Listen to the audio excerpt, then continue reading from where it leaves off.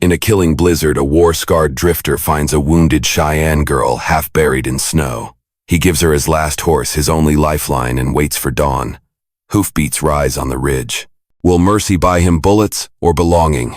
One choice remakes a life in the unforgiving West for them both. The wind was a blade sharp and relentless, carving its way through the threadbare wool of my coat. Each gust felt personal, a deliberate thief stealing what little warmth I had left. Snow fine and hard as sand swirled from a sky the color of old iron, stinging my exposed cheeks and crusting in the coarse gray of my beard. It had been snowing for 3 days straight, a slow, patient siege that was burying the world in a shroud of white. My name is Jedediah, though no one's called me that in a decade. It's been just Jed on the rare occasion someone needed to call me anything at all. Mostly it's been silence. The kind of profound quiet that settles deep in a man's bones after he's lost everything worth making noise about. The war took my brothers. The fever took my wife and son. And the years since had taken the rest. All I had left was the tired beast trudging behind me, and the crushing weight of my own memories. My horse Bess was the last of my herd, the last living thing that tied me to a life I barely recognized anymore. Her head hung low, plumes of steam jetting from her nostrils with every weary breath. Her ribs were a faint washboard beneath her thick winter coat, and her gait was slow, a shuffling protest against the cold and the endless miles. I walked ahead, breaking a trail through the knee-deep powder, the leather of my worn-out boots groaning with each step. My saddlebag slung over my own shoulder to spare her. The weight held the sum total of my worldly possessions. A thin blanket, a skin of half-frozen water, a handful of jerky tougher than boot leather, and the heavy Colt. That was my only real companion. We were heading north, chasing a rumor of work at a mining camp near the Rockies. It was a fool's errand in the dead of winter, but staying put meant a slower, more certain death. Purpose was a luxury I'd long since forgotten. What pushed me forward now was the simple, stubborn refusal to lie down and let the cold take me. One more day. That was always the goal. Just one more day. The landscape was a merciless expanse of white and gray. Skeletal fingers of aspen and pine reached for the bruised sky, their branches heavy with snow. The silence was absolute, broken only by the shriek of the wind and the crunch of my boots. It was a world stripped bare, beautiful and deadly in its austerity. It reminded me of the look on my wife's face in that last week, her skin pale, her breath shallow. Everything vibrant and warm leached away until only the essential fragile form remained. I shook the thought away. Memories were ghosts, and they offered no warmth. That's when I saw it. A smudge of color against the stark white, nestled in a shallow drift, near a copse of snow-laden junipers. It was a flicker of dark red, almost lost in the swirling snow. My first thought was a wolf kill, maybe a deer brought down and partially buried. The thought of fresh meat, however, scavenged, sent a sharp pang of hunger through my gut. My hand went instinctively to the butt of my Colt, a habit ingrained by years of solitude in unforgiving country. Bess snorted behind me, sensing the change in my posture. "Easy, girl," I murmured, my voice a rough rasp in the frozen air. I moved closer, my steps cautious. The wind had sculpted the snow into strange, elegant dunes, and the splash of red was at the base of one. As I drew nearer, the shape resolved itself. It wasn't an animal. It was a person. A girl. She was lying against a snow-covered rock, looking like a broken doll someone had tossed aside. She couldn't have been more than 17 or 18. Her people were Cheyenne, I guessed, from the intricate beadwork on the sleeve of her buckskin dress, now torn at the knee. Her hair, black as a raven's wing, was woven into a single thick braid, and her skin was the color of rich earth. One of her legs was bent at an unnatural angle, the moccasin torn, and her ankle grotesquely swollen a dark purple against the pale snow. Her face was smudged with dirt and streaked with frozen tears. She was so still I thought she was already gone, but as my shadow fell over her, her eyes fluttered open. They were dark, deep-set, and for a moment they held a fierce, wild spark of defiance. Then fear washed over it, stark and absolute. She tried to scramble backward, to push herself away, and a sharp cry of pain escaped her lips as she put weight on her injured leg. We stared at each other across the frozen gulf of race and circumstance. I saw the terror in her eyes, and I knew what she saw in mine, a white man, big and bearded, smelling of wood smoke and iron, with a gun at his hip. In her world, I was the wolf at the door, the blizzard that freezes the herd. I was the face of her people's suffering. My first instinct, the one that had kept me alive for 10 lonely years, screamed at me to turn around, walk away. This is not your trouble. Trouble is a stray dog that once fed will never leave your side. She was injured alone. Her tribe was likely miles away or worse. Getting involved meant sharing my scant resources, slowing myself down. It meant inviting a world of hurt I didn't need. The mining camp was still days away, and this storm showed no sign of letting up. Taking her on was a death sentence for us both. I took a half step back. The rational part of my brain had already made the decision. Survival was a brutal calculus, and there was no room in the equation for a wounded Cheyenne girl. But then she gritted her teeth, her small frame trembling with a mixture of pain and sheer will, and tried to rise again. The effort was futile, her body betraying her resolve. She collapsed back into the snow, a soft, defeated sound escaping her chapped lips. And in that moment, I didn't see a stranger, an Indian, a problem.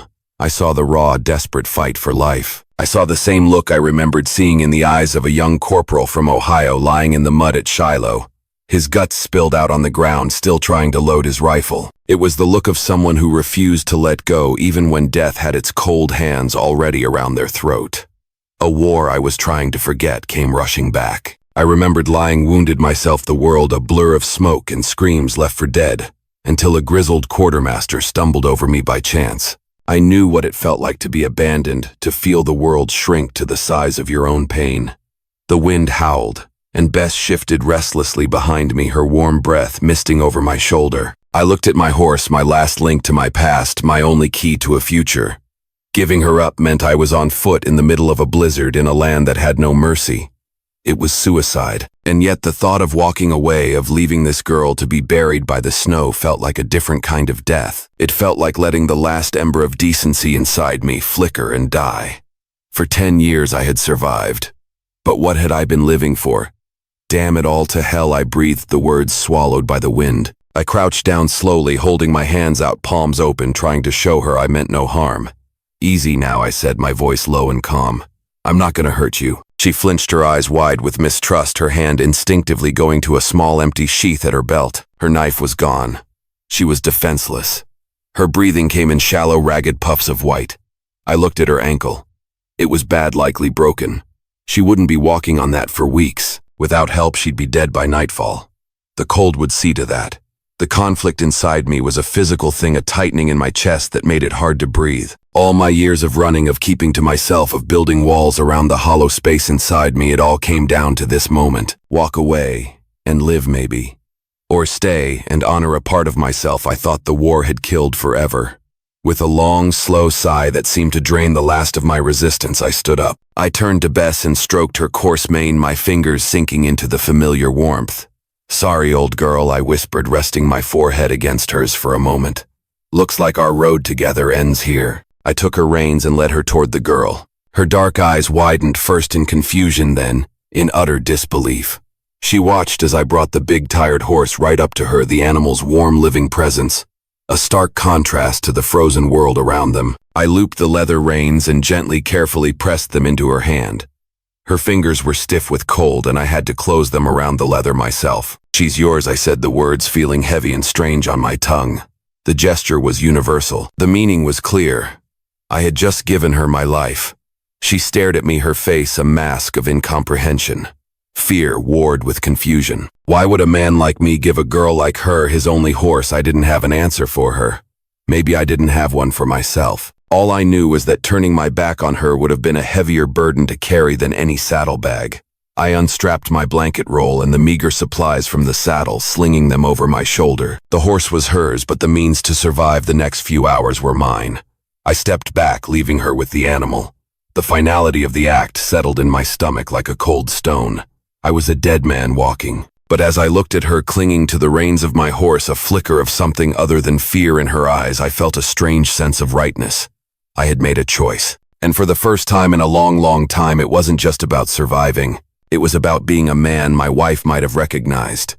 The first task was shelter and fire. The sun, a pale, distant wafer in the iron sky, was already sinking, and the temperature was plummeting with it. The wind had a new, more vicious bite, and the swirling snow was getting thicker. We couldn't stay out in the open. I scanned the landscape. The copse of junipers where I'd found her offered the best hope. The low, thick branches, heavy with snow, formed a natural barrier against the wind. It wasn't a cave, but it would have to do. "We need to move," I said, pointing toward the trees. She watched me, her dark eyes still shadowed with uncertainty, but she seemed to understand. The horse Bess stood patient and steady beside her, a mountain of warmth in the encroaching cold. Getting her onto the horse was a delicate, painful operation. I knew every touch was a risk, a potential confirmation of her deepest fears. I moved slowly, speaking in a low, steady tone, not because I thought she'd understand the words, but because the sound of a calm voice can be a balm in itself. "All right, now, let's get you up. It's gonna hurt." She tensed as I reached for her, a sharp intake of breath hissing between her teeth. I put one arm around her waist, taking as much of her weight as I could, and with the other, I guided her good leg into the stirrup. She cried out when her injured ankle was jostled, a sharp, piercing sound that cut through the wind. Her hands gripped my shoulder, her fingers digging in with surprising strength. For a moment, her face was inches from mine, and I saw the raw agony there. "Easy, easy," I grunted, my own muscles straining. She was light but awkward with the injury. Finally, with a coordinated heave, I swung her up and into the saddle. She slumped forward, her head resting against the horse's neck, her body trembling from the pain and the cold. I led Bess the short distance into the relative shelter of the junipers. The snow was shallower here, and the dense network of branches overhead had caught much of the downfall, creating a small pocket of refuge. The wind still found its way through, but its teeth were blunted. I helped her down an equally painful process that left her pale and shivering.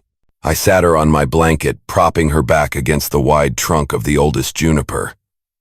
She pulled her torn dress down over her swollen ankle, a gesture of modesty that seemed achingly out of place in our desperate situation. Then the fire. My hands were already numb, my fingers clumsy and stiff. I gathered twigs and branches from beneath the driest, most sheltered parts of the trees, snapping them into smaller pieces. Everything was damp. Getting a flame to catch would be a battle. I pulled out my flint and steel, my movements mechanical. I struck them together once, twice. Feeble sparks died in the tinder. I shielded the small pile of shavings with my body blocking the wind. My teeth were chattering now, a violent, uncontrollable tremor. The girl watched me, her arms wrapped around herself. I could feel her gaze on my back, a silent, weighty presence. She was judging me, measuring my competence. Her life depended on my ability to conjure warmth out of this frozen wasteland. Finally, after what felt like an eternity of fruitless striking, a single spark caught. It clung to a shred of dry bark, a tiny defiant pinprick of orange. I held my breath, gently blowing on it, coaxing it, nurturing it. The ember glowed and a thin, hesitant wisp of smoke curled upwards. I added the smallest, driest twigs one by one. The flame sputtered, threatened to die, then blessedly it caught. It grew, a fragile, beautiful thing, licking at the wood and casting a circle of wavering golden light. I let out a breath I hadn't realized I was holding. The relief was so profound it left me dizzy. I fed the fire, building it carefully until it was a steady, crackling blaze. The heat began to push back the oppressive cold, and the small space under the junipers felt for the first time like a camp, like a place where we might actually survive the night. I turned to the girl. The firelight danced across her face, softening the harsh lines of fear and pain. Her cheeks were smudged with dirt, her lips cracked and blue, but her eyes were fixed on the flames with a kind of primal reverence. From my pack, I took my small tin cup and chipped some ice from a frozen puddle into it, setting it near the fire to melt.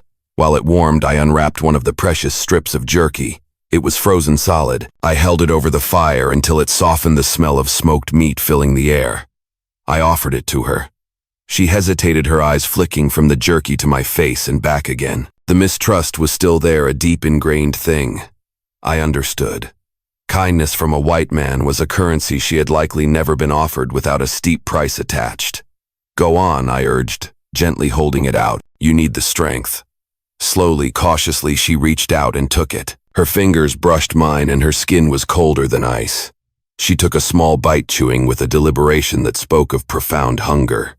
She watched me the entire time, as if expecting me to snatch it back. I simply sat on the other side of the fire, chewing on a smaller piece myself, trying to seem as non-threatening as possible. The water in the cup was melted and steaming. I passed it to her. She took it with both hands, cradling the warmth before drinking the first mouthfuls, taken in small, careful sips. When she was done, she looked at me, a flicker of something new in her expression. It wasn't trust, not yet, but the sharp edge of her fear had been dulled. It was a start. Silence stretched between us, thick and heavy. The only sounds were the crackle of the fire and the mournful song of the wind in the trees. Questions hung in the air unspoken. Who was she? Where was her family? What happened to her? I didn't ask. Words were a barrier between us. For now, the shared warmth of the fire would have to be enough. She shifted, extending her injured leg toward the heat. In the firelight, I could see the swelling was worse than I thought. The skin was stretched tight and shiny. If the cold got to it, she could lose the foot. I rummaged through my saddlebag again and pulled out a strip of relatively clean cloth I used for cleaning my gun. I tore it into 2 lengths. I looked at her, then pointed to her ankle. "Let me see," I said, my voice low. "I can wrap it. Keep it steady." She recoiled instantly, pulling her leg back, her hand once again flying to the empty sheath at her hip. The fear was back full force. "Whoa, easy," I said, raising my palms. "Just trying to help." "Help?" I repeated the word, pointing at the cloth and then her ankle. I mimed wrapping it. She stared at me, her eyes narrowed, searching my face for any hint of deception. It was a long moment. I could feel the tension coiling in my own chest. A wrong move now could shatter the fragile peace we'd established. I held my position unmoving, letting her make the decision. After a long, silent debate with herself, she gave a short, almost imperceptible nod. I moved over to her side, my movements slow and deliberate. I knelt in the snow and so gently took her foot in my hands. It was small and freezing cold. I could feel the delicate bones beneath the skin. She winced as I touched the swollen area, but she didn't pull away. My hands were rough and calloused from a lifetime of hard labor, but I tried to be as gentle as I would have been with my own son. I had bound wounds before, plenty of them in the bloody aftermath of battle. But this felt different. This wasn't patching up a soldier to send him back to the fight. This was an act of simple care, an attempt to mend something broken in a world that seemed to specialize in breaking things. I wrapped the cloth firmly, giving her ankle the support it desperately needed. As I worked, I could feel her watching my every move, her breath held tight in her chest. When I was done, I tied it off and sat back on my heels. She looked down at her newly bandaged foot, then back up at me. Her eyes, unreadable in the flickering light, held mine for a long moment. Then she spoke. A few quiet words in her own tongue. The language was soft, guttural, completely alien to my ears, but the tone was not hostile. It was quiet, and it felt like gratitude. As the night deepened, a profound exhaustion settled over me. My body ached from the days-long trek, and the cold was a persistent gnawing presence at the edge of the firelight. The girl, wrapped in the blanket I'd given her, leaned against the tree trunk, her eyes half closed. Sleep was pulling at her, but she fought it, still not trusting me enough to let her guard down completely. I knew I had to stay awake to keep the fire going. If it died, we both died. I sat with my back against a rock, the Colt resting on my thigh. Bess was a dark, hulking shape nearby, her occasional snorts, and the crunch of her chewing on some buried grass, the only other sounds. The girl's head finally drooped, and her breathing evened out into the slow, steady rhythm of sleep. She looked so young, so fragile against the vast, indifferent cruelty of the wilderness. I had no plan. I had no idea what tomorrow would bring. I had just given away my only means of travel, and for what? For a stranger who would likely leave the second she was able to. Maybe I was a fool. Maybe the cold had frozen my good sense. But as I looked across the fire at her sleeping under my blanket, a strange thought occurred to me. For the first time since my family died, another person's life depended on me. The weight of it was terrifying, but it was also the first thing I had felt in a decade that wasn't just emptiness. It was a burden, yes, but a burden felt heavier than nothing at all. And I knew as I stared into the flames that I would guard her life with my own. I woke with a start, my body stiff and aching. I'd fallen asleep upright, a cardinal sin in this cold. The fire had burned down to a pile of glowing orange embers, a faint pulse of life in the gray pre-dawn light. My first thought was for the girl. I looked over and she was still there, curled tightly in the blanket, a dusting of fresh snow on her hair. Her chest rose and fell in a steady rhythm. Alive. A wave of relief washed over me.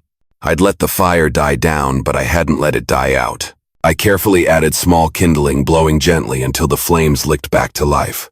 The sky was beginning to lighten, a slow bleed of bruised purple and pale gray on the eastern horizon. The storm had passed, leaving behind a world remade silent and pristine. I rose, my joints protesting, and walked over to Bess. I brushed the snow from her back and ran my hand down her leg, checking for any signs of injury. She nudged my chest with her head, a familiar gesture that sent a pang of sorrow through me. "Morning, girl," I whispered. She was a good horse. The best I ever had. When the girl awoke, it was with a sudden panicked gasp. Her eyes flew open and darted around wildly until they landed on me. She saw me then, the horse, then the rekindled fire, and the tension in her body eased. I offered her the cup with melted snow, and she drank gratefully. The questions from the night before were still there, hanging in the frozen air between us, but I didn't voice them. Pushing her would only bring the fear back. All I needed to know was what I already knew: she couldn't walk, and I couldn't leave her. Getting her back on the horse was just as difficult as the first time, but there was a subtle difference. She allowed my help, her hands resting on my shoulders, not just for balance, but with a flicker of something approaching reliance. She was still afraid, but she was beginning to see me as a source of aid, not just a threat. Once she was settled in the saddle, I looped the reins in her hands. "You hold on to these," I said, more to myself than to her. Then I turned and began to walk north, my boots sinking into the deep, fresh snow. The world was blindingly white under the emerging Sunday. The effort of breaking trail was immense. Each step was a struggle, my legs sinking, my lungs burning in the thin, frigid air. The hours crawled by. The silence was broken only by my own labored breathing and the soft plodding of the horse behind me. I didn't look back often. I didn't want her to see how much of a toll this was taking on me. But every so often I'd glance over my shoulder. She sat straight in the saddle, a small, resilient figure against the vast emptiness. Her eyes were usually on me. There was less suspicion in her gaze now and more a quiet, intense study. She was trying to figure me out. At midday, we found a small sheltered ravine where the wind had scoured the snow away from a patch of frozen ground. A few hardy, withered shrubs clung to life there. It was a good place to rest. I helped her down and built another small fire. I handed her the last piece of my jerky. She looked at it, then at me. I had nothing for myself. She saw that. Her brow furrowed, a silent question in her eyes. Then, with a slow, deliberate movement, she broke the tough, dried meat in half and held one piece out to me. I stared at the offering. It was a small gesture, but it felt monumental. It was the first thing she had given back. It was a sign. An acknowledgement that we were in this together. I hesitated for only a second before taking it, my rough fingers brushing against hers. "Thank you," I said, and I was sure she understood the meaning, if not the words. As we sat by the fire, chewing on the tough jerky, she spoke. She pointed a finger at her own chest. "Tala," she said. The word was soft, a little uncertain. Her name. I nodded, committing it to memory. "Tala," I repeated, trying to get the inflection right. She gave a faint nod of approval. Then she pointed at me, her dark eyes waiting. It had been so long since I'd had to introduce myself, the name felt foreign on my tongue. "Jedediah," I said. "Jed." She tried the name. "Jed," she whispered, testing the sound. A flicker of a smile, the first I'd seen, touched the corner of her lips. It was a small thing, but it was like the sun breaking through the clouds. It wasn't much, just a name for a name. But in that vast, empty wilderness, it felt like a thread. A fragile connection woven between two lonely souls. We were no longer just a man and a girl. We were Jed and Tala, and that somehow made all the difference. As the sun began its descent, casting long blue shadows across the snow, my strength began to fail. My steps grew heavy, my muscles screaming with every movement. A deep, chilling exhaustion had settled into my bones. I fought not to stumble, not to show the weakness that was threatening to overwhelm me. From her perch on the horse, Tala watched me.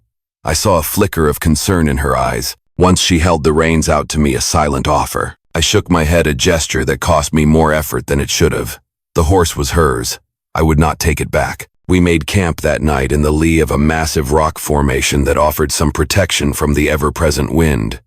My hands shook as I worked the flint and steel, my body on the verge of collapse. When the fire finally caught, I sagged against my pack, my chest heaving, grateful for the simple chance to be still. Tala slid off the horse herself this time, using the animal for support and moving with a pained slowness.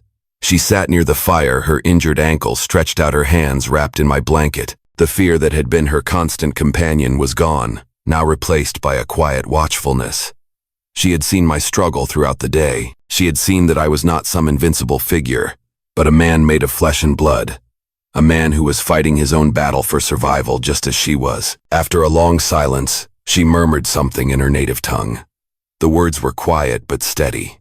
I didn't understand them, but the tone was different from before. It was softer, more contemplative. It felt less like a warning and more like a shared thought. I closed my eyes just for a moment, letting the sound of her voice wash over me. It was a strangely comforting sound in the immense loneliness of the landscape. For the first time in years, I wasn't entirely alone, and I realized that carrying someone else's burden might not break me after all. It might just be the one thing that gave me a reason to keep walking. The night was a restless purgatory of shivering and waking. I dozed in short, fitful bursts, my hand never far from my revolver. Every snap of a frozen branch, every howl of a distant wolf pulled me back to consciousness. I was used to sleeping light, but the responsibility for Tala's life kept my senses honed to a razor's edge. When the first thin light of dawn painted the snow in shades of pale rose, I forced my stiff, protesting body upright. I was stirring the embers of the fire back to life when I heard it. A faint rhythmic thumping carried on the still morning air. I froze, every muscle in my body going rigid. It wasn't the sound of a deer or an elk. It was the sound of horses, many of them, and they were coming closer. My pulse hammered in my throat. I grabbed my Colt, its cold, heavy weight, a grim comfort in my hand. I stood slowly, using the rock formation for cover, and peered in the direction of the sound. They appeared on a ridge to the north, dark silhouettes against the brightening sky. Riders, at least half a dozen of them. They moved with a fluid confidence that spoke of a lifetime in the saddle. As they drew nearer, my heart sank. They were Cheyenne, warriors. Their faces were grim, their shoulders wrapped in thick buffalo hides, and they carried rifles and bows. They were a search party. Tala stirred, woken by the sound. Her eyes shot open, and when she saw the riders, her body went stiff. She pushed herself up on her elbows, a torrent of words spilling from her lips in her own language. I didn't understand the words, but I understood the emotion. It was shock followed by a wave of overwhelming relief. These weren't enemies. This was her family. The riders swept down the slope, their horses kicking up clouds of powdery snow. They reined in just short of our camp, forming a loose, menacing semicircle. Their eyes hard and sharp as obsidian chips landed on me. I knew exactly what they saw. A lone white man, ragged and armed, standing over one of their own. The air grew thick with suspicion, so palpable I could taste it. I was a wolf caught in the den, and they were the pack returned. One of them, clearly the leader, guided his horse forward. He was an older man, his face a mask of deeply etched lines, his long hair braided with eagle feathers that stirred in the breeze. His gaze was piercing, his jaw set like granite. He spoke to Tala, his voice a low, commanding rumble, but his eyes never left my face.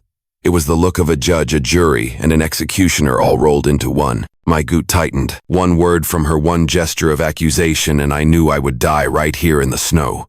Tala spoke quickly, her voice urgent, strained.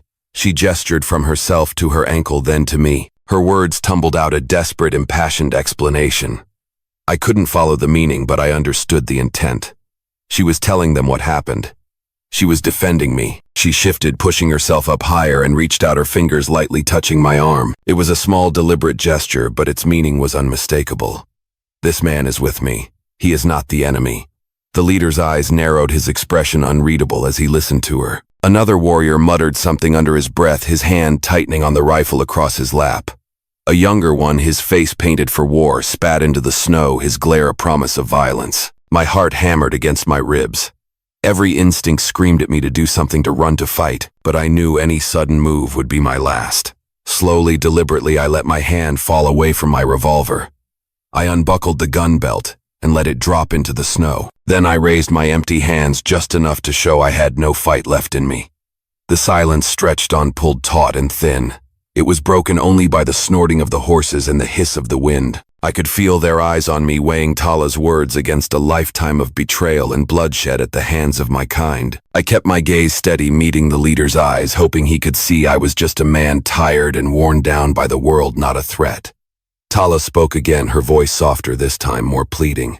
Her hand never left my sleeve. Finally, after an eternity, the old warrior gave a curt, reluctant nod. It wasn't forgiveness. It wasn't acceptance. But it wasn't a death sentence. The warriors dismounted, their movements economical and precise. They moved to Tala's side, their harsh faces softening with concern, as they examined her injury, murmuring to her in low, comforting tones. I stepped back, giving them space, suddenly feeling like an intruder, a ghost at their reunion. But as I moved away, Tala's eyes followed me. When one of the younger warriors barked something sharp in my direction, his hand gesturing dismissively as if to send me away, she shook her head quickly, speaking his name in a tone of gentle reprimand. The knot of fear in my chest loosened just a fraction. Whatever was to come, she had thrown her lot in with mine.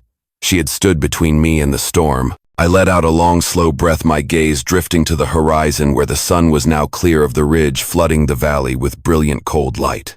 The moment I had dreaded since giving her my horse had arrived. Her people were here. I didn't know if I was a prisoner or a guest, if I would be cast out or tolerated, but as I remembered the feeling of her hand on my arm, her quiet defense, I realized something astonishing. She wanted me here, even when she no longer needed me to survive. Enjoying these epic Wild West stories? Hit subscribe for more gripping tales of bravery, conflict, and unexpected heroes. Now tap the video on screen to experience a story with a twist you'll never forget.